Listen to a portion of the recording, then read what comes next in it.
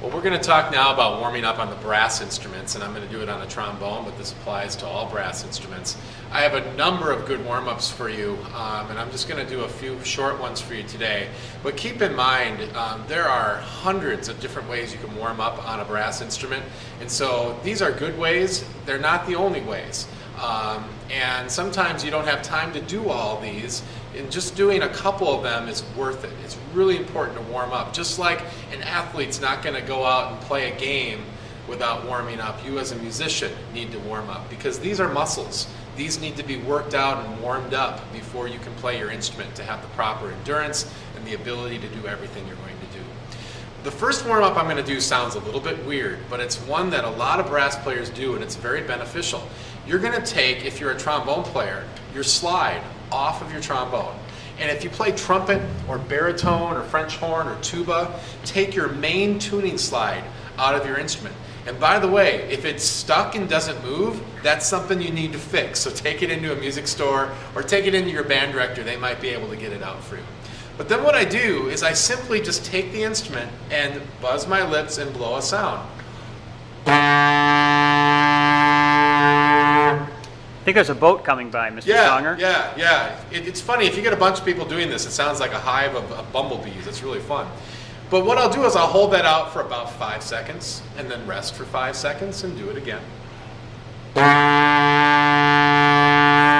And I'll do that for about a minute or two, just doing that over and over and over again.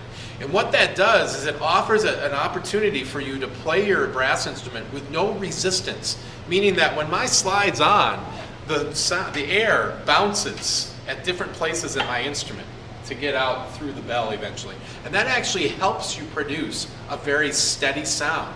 Without that slide on, you don't have any resistance, and it's hard to play with a really steady sound. Point being, if you can do it without your slide or tuning slide on, you should be able to do it even better with your slide on.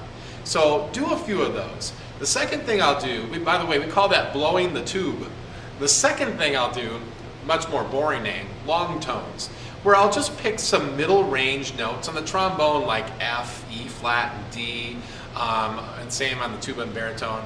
Trumpet, maybe a G, an F, and an E. French horn, like an E, F, and G, that kind of stuff. And I'll just hold the note out like I just did with the tube, like this.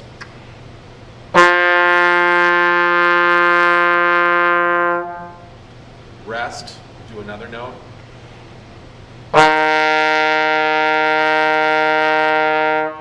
And again, I'm trying to play with the most steady, clear sound that I can.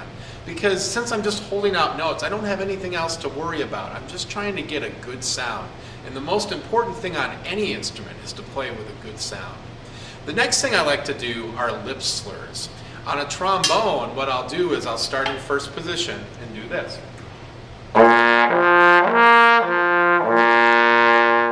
Then go to second position.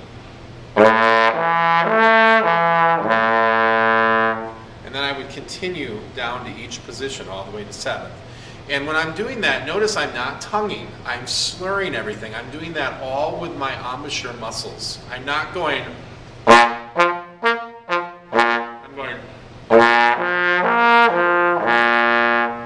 It's hard, especially to go up. If I play a valve brass instrument, I would do that as well, starting with open, and then do second valve, then first valve, then 1 and 2, then 2 and 3, then 1, 2, 3, or sorry, 1 and 3, and then 1, 2, 3. It's kind of important to do it in that order so that you're steadily going down. And then one last thing that I like to do is some kind of tonguing exercise, where maybe again, using those same notes I just did, I might do something like this.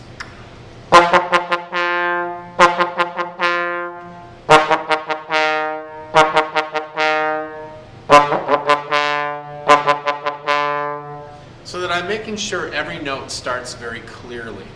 I don't go too fast at first, but after you do these a few times, you might be able to go faster.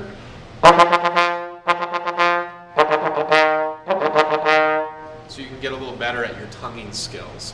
So those are some good warm-ups. Again, they're not the only ones, but that's a great way just to get yourself going, and do that for a few minutes as part of your practice session.